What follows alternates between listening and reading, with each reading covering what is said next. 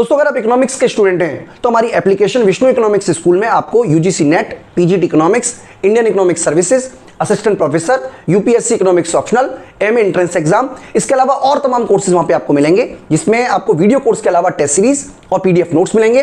जो video course है वो हिंदी और इंग्लिश दोनों मीडियम में ही उपलब्ध है। इसके अलावा लाइव डाउट क्लासेस का भी ऑप्शन अवेलेबल है, तो आप हमारी एप्लीकेशन डाउनलोड कर लें, विष्णु इकोनॉमिक्स स्कूल। दोस्तों अगर आप यूपीएससी इकोनॉमिक्स ऑप्शनल की तैयारी कर रहे हैं तो माइक्रो इकोनॉमिक्स में वीडियो नंबर 16 पर हम आ गए और हम आपको बताने वाले हैं इस वीडियो में कि किस तरीके से प्राइस इफेक्ट को सब्स्टिट्यूशन इफेक्ट और इनकम इफेक्ट में बांटा जाता है। और अलग अलग केसेस हैं, नॉर्मल गुड्स का केस अलग है, इंफीरियर गुड्स का केस अलग है और गिवन गुड्स का केस अलग है। तो अगर आप यूट्यूब के माध्यम से वीडियो देख रहे हैं तो इस वीडियो में हम आपको नॉर्मल गुड्स के केस में किस तरीके से प्राइस इफेक्ट, सब्स्टिट्यूशन इफेक्ट और इनकम इफेक्ट को डिवाइड किया जाता है वो हम समझाने वाले हैं। और एप्लीकेशन के थ्रू आपको तीनों की तीनों वीडियो मिलेंगी। तो चलिए स्टार्ट करते हैं आज की वीडियो। प्राइस इफेक्ट को किस तरीके से सेपरेट किया जाता है इनकम इफेक्ट और सब्स्टिट्यूशन इफेक्ट में। तो देखिए मैं आपको समझा देता हूं। सबसे पहले हम बात करते हैं प्राइस इफेक्ट को किस तरीके से बांटा जाता है। बहुत ही सिंपल तरीके से मैं आपको समझाने की कोशिश करूंगा, नोट्स आप बाद में भी पढ़ लेंगे, लेकिन मैं आपको समझा देता हूं। देखिए सपोज कीजिए कि मान लीजिए कि हमारी जो इनकम है, हम यही मान के चल रहे हैं, इनकम जो है वो ₹100 है, प्राइस जो एक्स का है वो 20 रुपीज़ का है और प्राइस जो है वो वाई का वो 10 रुपीज़ का है। बिल्कुल सिंपल तरीके से समझाने की कोशिश करेंगे। इसका मतलब ये हुआ कि अगर मान लीजिए और हम जो है वो 3x और 4y का यूज़ कर रहे हैं, यानी कि 60 रुपये इस पे खर्चा किया, 40 रुपये इस पे खर्चा किया, 100 रुपये का हमने पूरा खर्चा कर दिया। अब मान लीजिए कि जो प्राइस ऑफ x है वो फॉल कर जाता है और फॉल करके हो जाता है फ्रॉम ₹20 to 10। इसका मतलब यह हुआ कि अब जब प्राइस पी वाई जो है वो 20 की जगह 10 का हो जाएगा तो डेफिनेटली कंज्यूमर अपने कॉम्बिनेशन में बदलाव करेगा और अब वो x वस्तु को पहले से ज़्यादा खरीदेगा। 4x खरीदेगा, 5x खरीदेगा, 6x खरीदेगा या 10x खरीदेगा, 8x खरीदेगा, ये मैटर नहीं है, लेकिन हाँ ज़्यादा खरीदेगा। तो सुविधा के लिए हम ये मान लेते हैं कि वो 7x का यूज़ कर रहा है और 3y का, हम ये मान के चल रहे हैं। इसका मतलब ये हुआ बच्चों कि 3x से, इसका मतलब देखिए क्या है, इसका मतलब ये हुआ कि प्राइस ऑफ x ले रहे थे, क्वांटिटी ऑफ x ले लेते। जब प्राइस x का 20 रुपये था तो कंज्यूमर 3x यूज़ करता था और जब प्राइस 10 हुआ तो कंज्यूमर ने 7x का यूज़ करना शुरू कर दिया। यानी कि इसको कहते हैं प्राइस इफेक्ट, इसको बोलते हैं प्राइस इफेक्ट, इफेक्ट्स। तो ये किसकी वजह से हुआ है? प्राइस इफेक्ट की वजह से हुआ है। यानी कि कीमत के गिरने से आपने ज़्यादा वस्तु खरीदी, लेकिन ये प्राइस इफेक्ट। लेकिन हुआ क्यों है? देखिए दो वजह हो सकती है। नंबर 1, प्राइस के गिरने से कंज्यूमर की जो रियल इनकम है, रियल इनकम का मतलब होता है purchasing power, real income. Real income कैसे निकालेंगे? y/p करके, रियल इनकम। यानी कि जो नॉमिनल इनकम है उसको प्राइस से डिवाइड कर दोगे तो उसे रियल इनकम कहते हैं। यानी कि प्राइस के गिरने से कंज्यूमर की रियल इनकम बढ़ जाएगी। यानी कि प्राइस अगर सस्ता हो जाएगा तो कंज्यूमर की जो परचेजिंग पावर है, यानी कि अगर मान लीजिए टमाटर जो है वो सस्ता हो जाए तो मैं अपनी इवन मेरी जो भी इनकम है उस पर मैं पहले से ज़्यादा टमाटर बाय कर पाऊंगा। इसका मतलब ये हुआ कि इसकी वजह से जो डिमांड राइज की, उसको बोलते हैं इनकम इफेक्ट, इनकम इफेक्ट। दूसरा, जैसे प्राइस कम की एक्स ने, अब प्राइस जो है वो रिलेटिवली चीपर हो गई। यानी कि कंज्यूमर क्या करेगा, जो चीज चीपर होगी उसकी जो क्वांटिटी डिमांड है उसको बढ़ा देगा। इसका मतलब जब एक चीज में प्राइस इफेक्ट आता है तो दो इफेक्ट साथ साथ चलते हैं, सब्स्टिट्यूशन इफेक्ट और इनकम इफेक्ट। अब यहां पर समस्या यह होती है कि प्राइस इफेक्ट में से कितना सब्स्टिट्यूशन इफेक्ट है और कितना इनकम इफेक्ट, इसको निकालना बहुत मुश्किल काम है। यानी कि यह तो हमें समझ में आ गया कि जब एक गुड्स का प्राइस गिरता है, नंबर 1, जब एक गुड्स का प्राइस गिरता है तो उसकी जो क्वांटिटी डिमांड है वो बढ़ती है, ये हमें समझ में आ गया, इसको कहते हैं प्राइस इफेक्ट। और हमें यह भी समझ में आ गया अभी तक बच्चों, आपको समझ में आ गया होगा कि जैसे ही प्राइस गिरता है प्राइस इफेक्ट के दो हिस्से हो जाते हैं, एक सब्स्टिट्यूशन इफेक्ट और एक इनकम इफेक्ट। तो हम कह सकते हैं कि जो प्राइस इफेक्ट होता है वो सब्स्टिट्यूशन इफेक्ट और इनकम इफेक्ट को जोड़कर बनता है, हम ये भी बोल सकते हैं। अब प्राइस इफेक्ट में से कितना सब्स्टिट्यूशन इफेक्ट है, कितना इनकम इफेक्ट है, यह समझाने के लिए दो मेथोडोलॉजी यूज की जाती हैं, जिसमें से एक है हेक्सियन अप्रोच, दूसरा है स्लेस्की अप्रोच। तो दोनों के बारे में ही मैं इस वीडियो में आप बच्चों से बात करूंगा। तो हम नॉर्मल गुड्स का केस लेके चलेंगे। देखिए मैं आपको समझाने की कोशिश करता हूं, ठीक है। देखिए यहां पे चलिए पहले मैं आपको कुछ और समझा देता हूं। देखिए ये बातें जो मैंने आपको बताई वो सबकी सब यहीं लिखी हुई हैं, इसलिए मैं आपको बार बार नहीं बता रहा हूं। यहां पे हम इंफीरियर गुड्स और गिवन गुड्स के केस को किसी और वीडियो में समझेंगे। फिलहाल हम यहां पे फोकस कर रहे हैं केवल और केवल नॉर्मल गुड्स के केस में। तो नॉर्मल गुड्स के केस में हमने ऑलरेडी पढ़ा हुआ है कि जो इनकम इफेक्ट होता है it will be positive. Income effect हमेशा पॉजिटिव होता है, ये हमें पता होना चाहिए। सब्स्टिट्यूशन इफेक्ट जो होता है वो हमेशा नेगेटिव होता है, और प्राइस इफेक्ट जो होता है वो इसकी वजह से नेगेटिव होता है। देखिए मैं समझाने की कोशिश करूंगा, यहां पे ऐसा नहीं मत समझना कि माइनस प्लस जोड़ के माइनस आया है, ऐसा कोई रूल नहीं है। बेसिकली आपको समझना है कि ये बात कि जब प्राइस गिरती है एक्स की, तो प्राइस गिरने से कंज्यूमर की जो रियल इनकम है वो बढ़ जाती है। साथ ही साथ जो गुड्स है, जैसे मैं लिख देता हूं px upon py, px upon py, यानी कि x का प्राइस गिरने से गुड्स जो है वो रिलेटिवली सस्ती हो जाती है। ठीक है, तो यानी कि प्राइस गिरा x का, प्राइस गिरने से जो रियल इनकम है वो बढ़ गई और गुड्स कंपैरेटिवली सस्ती हो गई। यानी कि px अपॉन py मान लीजिए पहले 20 का था तो 2 आता था, अब 10 का हो गया तो 10/10 1 आएगा। इसका मतलब ये हुआ कि कंज्यूमर की जब रियल इनकम बढ़ेगी तो कंज्यूमर गुड्स की जो क्वांटिटी है एक्स की वो बढ़ा देगा, इसकी वजह से भी जो क्वांटिटी है एक्स की वो बढ़ेगी। यानी कि ओवरऑल मतलब मान लीजिए इनकम बढ़ने से 10 यूनिट क्वांटिटी बढ़ी और गुड्स कंपैरेटिवली सस्ती होने की वजह से भी 10 यूनिट क्वांटिटी बढ़ी, तो इसकी वजह से जो क्वांटिटी है एक्स की वो भी बढ़ जाएगी और ओवरऑल क्वांटिटी डिमांड जो बढ़ेगी वो 20 बढ़ेगी। यानी कि आपको बेसिकली याद रखना है कि नॉर्मल गुड्स के केस में जो प्राइस इफेक्ट होता है वो नेगेटिव होता है। इसका मतलब प्राइस के गिरने से क्वांटिटी डिमांड बढ़ जाएगी।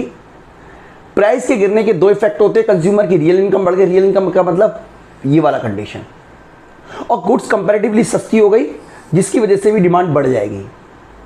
तो ये बात आप याद रखिएगा बच्चों। अब हम आपको स्लेस्की और हेक्सियन का अप्रोच का डायग्राम आपको समझाने की कोशिश करते हैं। देखिए सबसे पहले हेक्सियन अप्रोच की बात करते हैं। देखिए डायग्राम हम अपना पुराने वाला ही बना लेते हैं जिससे कि आपको मेरी बात समझ में आ जाए। हम ये मान के चल रहे हैं कि कंज्यूमर की इनकम 100 रुपये है, एक्स गुड्स 20 रुपये की है और वाई गुड्स 10 रुपये की है। मैं यहाँ पे लिख भी देता हूँ बच्चों आपके लिए, थोड़ा सा छोटा कर लेते हैं इसको। ठीक है, देखिए हाँ यहाँ पे लिख देता हूँ मैं। हम ये लिख लेते हैं कि हमारी जो इनकम है वो 20 रुपीज़ है, px 20 है, सॉरी इनकम 100 है और py जो है वो 10 है। तो हम 3x और 4y कॉम्बिनेशन का यूज़ कर रहे हैं जब तक प्राइस में चेंज नहीं आया उस केस में। इसका मतलब ये हम LM ले लेते हैं, ये मान लीजिए हमारा इनिशियल कंज्यूमर इक्विलिब्रियम पॉइंट है। इसका मतलब कंज्यूमर जो है एक्स की 3 यूनिट यूज़ कर रहा है। प्राइस के गिरने से ये जो लाइन है, ये प्राइस के गिरने से ये जो लाइन है ये मान लीजिए इस तरीके से मूव कर गई।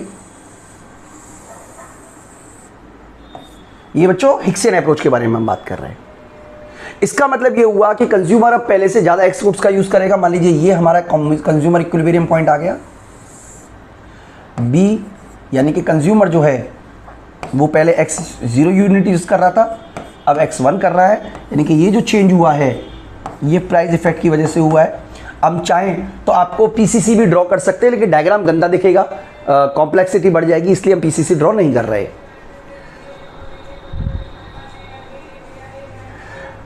अब हम बात करते हैं बच्चों कि किस तरीके से हिग्स ने प्राइस इफेक्ट में से सब्स्टिट्यूशन इफेक्ट निकालने के लिए कहा, तो मान लीजिए हम यहां पे ही मान के चल रहे हैं कि अगर पी एक्स ₹10 हो जाए, चलिए मैं थोड़ा सा इसको इस तरह ले लेता हूं और समझाने में आसानी रहेगी, बाद में इसको बड़ा कर लेंगे। हाँ, यहां पे देख लेते हैं। देखिए मान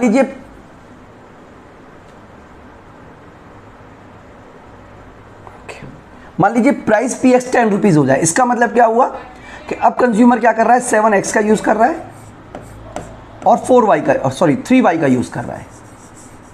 7x और 3y का यूज कर रहा है। हिक्स कहता है कि अगर हमें यह पता करना है कि कितना प्राइस इफेक्ट है, देखो when the price of commodity falls and consumer move to higher indifference curve, this is called price effect, his satisfaction level increase. अगर हमें पता करना है कि प्राइस इफेक्ट में से कितना सब्स्टिट्यूशन इफेक्ट है और कितना इनकम इफेक्ट है, तो हम क्या करते हैं, किसी भी तरीके से इस इनकम इफेक्ट को एंड कर देते हैं। यानी कि जब इस इफेक्ट को हम एंड कर देंगे तो जो इफेक्ट बचेगा वो केवल ये वाला इफेक्ट ही बचेगा। यानी कि जितना एंड हुआ वो इनकम इफेक्ट होगा, जो बचेगा वो सब्स्टिट्यूशन इफेक्ट होगा। तो यहां पर हमें यह पता तो चल चुका है कि प्राइस इफेक्ट कितना है, लेकिन अभी भी हमारे पास ऐसा तरीका नहीं है जिससे कि हमें यह पता चले कि इस प्राइस इफेक्ट में से कितना इनकम इफेक्ट है, कितना सब्स्टिट्यूशन इफेक्ट। तो इसके लिए हिक्स कहते हैं कि अगर कंज्यूमर की इनकम को इस तरीके से घटा दिया जाए कि कंज्यूमर की पुराने इंडिफरेंस कर्व पर वापस आ जाए, यानी कि अगर हम इनकम मान लीजिए माइनस कर देते हैं ₹30 से, तो इसका मतलब यह हुआ कि कंज्यूमर अब क्या करेगा, पुरानी वाली कंडीशन में वापस, यानी कि पुराने इंडिफरेंस कर्व पे वापस आ जाएगा। इसका मतलब ये हुआ कि हमें क्या करना है, कंज्यूमर की इनकम को घटाना है। ये देखिए L2 M2, इसके पैरेलल हमें एक लाइन बनानी है। किसके पैरेलल होगी ये लाइन? ये लाइन पैरेलल होगी L, इसके LM के, ये LM1 के पैरेलल होगी। LM1 के पैरेलल लाइन खींचेंगे L2 M2, देखिए बिल्कुल पैरेलल खींचेंगे। अब ये थोड़ा सा पैरेलल नहीं है तो आप कंफ्यूज मत होइएगा, आप पैरेलल खींच लीजिएगा। तो यहां पे इंटरसेक्शन पॉइंट C हुआ है। इसका मतलब ये हुआ है कि to offset this gain we must take away from the consumer enough income to force him to come back his original indifference curve. यानी कि कंज्यूमर की इनकम को इस तरीके से घटाया जाएगा कि कंज्यूमर अपनी पुरानी कंडीशन में वापस आ जाए। अब मान लीजिए अगर मैं सपोज कीजिए इसको दोबारा बनाने की कोशिश करें तो हम ऐसा भी बना सकते हैं। यानी कि आपको याद रखना है कि इसको इंटरसेक्शन जरूर कराना है किसी ना किसी पॉइंट पर। मैं इसको हटा देता हूं। ओहो, वो जो पूरा लिखा हुआ डिलीट हो गया, कोई बात नहीं। आपको तो बेसिकली कंसेप्ट समझना है, मैं आपको कंसेप्ट समझा देता था, ठीक है। देखिए तो यहां पे ये जो पॉइंट है दिस इज कॉल्ड C, यानी कि ये वाला। यानी कि कंज्यूमर अब क्या करेगा, 4 यूनिट यूज करेगा X की और 3 यूनिट यूज करेगा Y की। तो इसका मतलब इस तरीके का कॉम्बिनेशन बिठा सकता है। तो ये वाला जो है X1, ये कहलाएगा हमारा सब्स्टिट्यूशन इफेक्ट जो कि बचा हुआ है। बस इसका मतलब यहां से लेके 3 से, यानी कि अगर हम बोलें कि X0 से लेके X2 तक, X0 से लेके X2 तक ये हमारा था प्राइस इफेक्ट, और सब्स्टिट्यूशन इफेक्ट कितना है, X0 से लेके X1 तक ये हमारा सब्स्टिट्यूशन इफेक्ट है। और जो खत्म हो गया ये वाला हिस्सा जो एंड हो गया दिस वन, यानी कि X1 से लेके और X2 तक ये वाला हमारा कहलाएगा सब्स्टिट्यूशन। ये X2 लिख लेते हैं, सॉरी इसको हम X2 लिख लेते हैं, X0 X1 X2। तो X0 से लेके X2 तक हमारा सब्स्टिट्यूशन इफेक्ट है और X2 से लेके X1 तक हमारा एक तरीके से आप कह सकते हो प्राइस इफेक्ट है। बच्चों मैं आपको बहुत ही सिंपल तरीका डायग्राम बनाने का सिखा देता हूं, आपको कोई कंफ्यूज नहीं होना है। देखिए आपको एक ऐसा तरीका हम सिखा देते हैं जिससे आपको बहुत आसानी से आप डायग्राम बना सको, कुछ भी कंफ्यूज नहीं करना है। नंबर 1 आपको ये लाइन खींचनी है, मैं यहाँ पे लिख देता हूँ नंबर 1, ठीक है। नंबर 2 आपको ये लाइन खींचनी है, मैं आपके लिए खींच देता हूँ नंबर 2। और नंबर 3 आपको लाइन खींचनी है जो नंबर 2 के पैरेलल होगी। लीजिए जी, पैरेलल नहीं है तो लो मैं पैरेलल बना देता हूँ। अगर आपको लगता है पैरेलल नहीं है तो पैरेलल हो गई लो लाइन। बिल्कुल सिंपल सी बात है।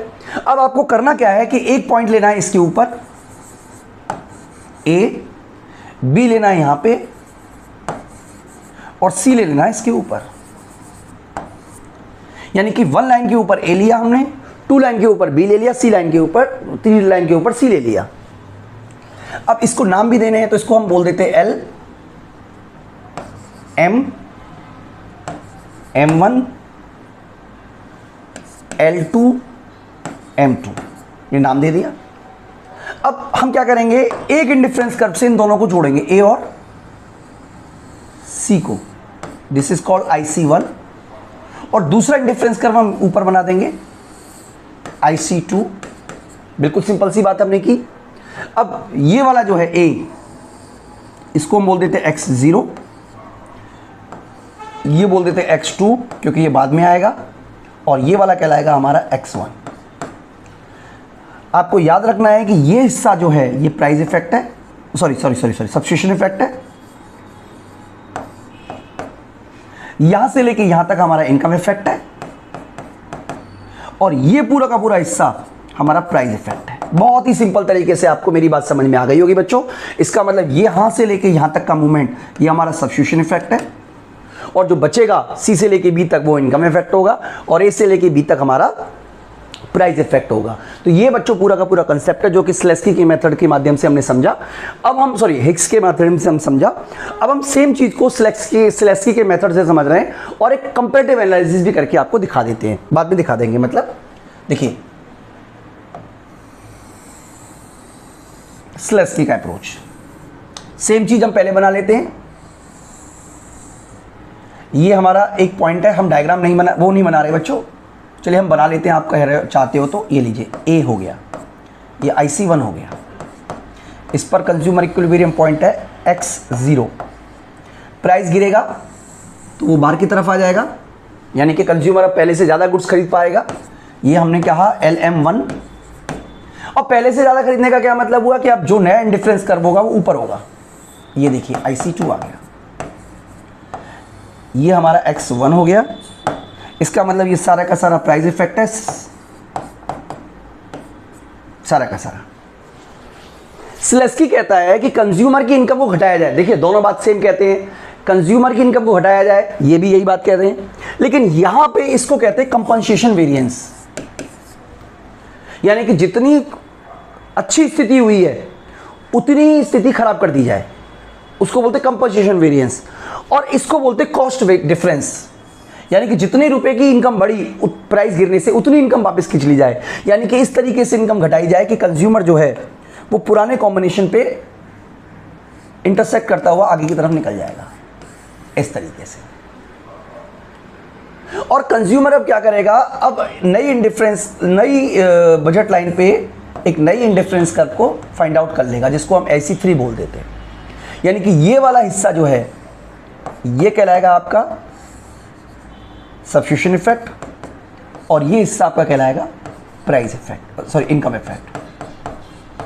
मैं आपको एक बार और डायग्राम बना के सिखा रहा हूं जिसमें हम दोनों ही मेथड में कंपैरिजन आपको करके दिखा रहे हैं। देखिए बिल्कुल सिंपल तरीके से आप समझ लीजिएगा। मैं नंबरिंग, आप चाहोगे तो नंबरिंग कर दूंगा, और नहीं चाहोगे तो कोई बात ही नहीं है। देखिए नंबर 1 ये रहा,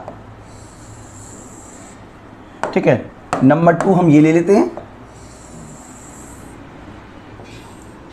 और नंबर 3 हम इसको ले लेते हैं। बिल्कुल सही बात है। सेम डायग्राम हम यहां बना लेते हैं बच्चों।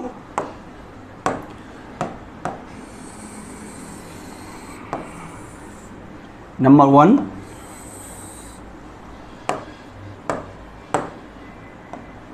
नंबर 2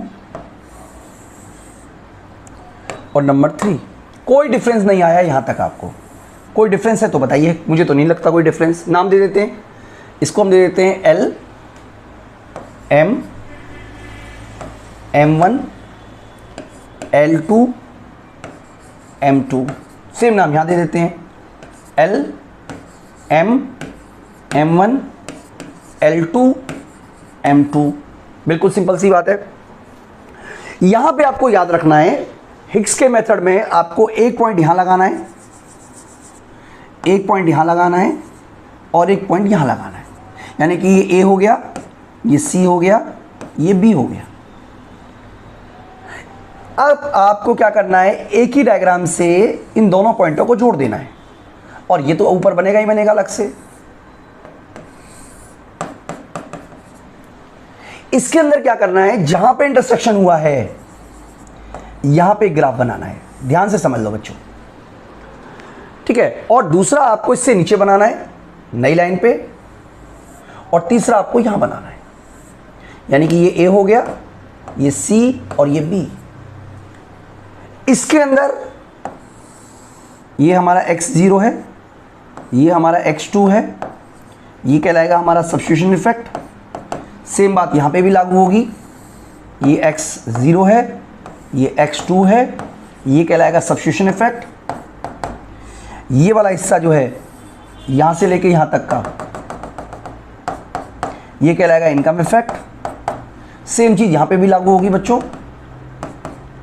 ये वाला हिस्सा कहलाएगा इनकम इफेक्ट, और ये पूरा का पूरा कहलाएगा प्राइस इफेक्ट। यानी कि बेसिकली हिक्स और स्लेस्की के जो अप्रोच है उसमें ये डिफरेंस बताया गया है कि यहां पे ये करता है कंपनसेशन वेरिएंस, और यहां पे ये करता है कॉस्ट डिफरेंस। यानी कि इसमें उसी पॉइंट पर इंटरसेक्शन करेगा, और इस केस में न्यू बजट लाइन पे न्यू इंडिफरेंस कर्व ढूंढेगा, जबकि इस वाले में पुराने इंडिफरेंस कर्व पे न्यू पॉइंट ढूंढेगा। तो बच्चों ये पूरा का पूरा कंसेप्ट है। मैं उम्मीद करता हूं कि आपको कंसेप्ट समझ में आया होगा। एक और वीडियो हम आपको बनाएंगे जिसमें हिक्स का जो मेथड है उसके माध्यम से हम आपको समझाएंगे कि गिवन गुड्स और इंफीरियर गुड्स में क्या डिफरेंस है। कई बार क्वेश्चन भी आता है कि all inferior goods are given goods but not all given goods are inferior goods. उसका आंसर आपको किस तरीके से लिखना चाहिए एग्जाम पॉइंट ऑफ व्यू से, वो भी हम आपको समझाएंगे। तो बच्चों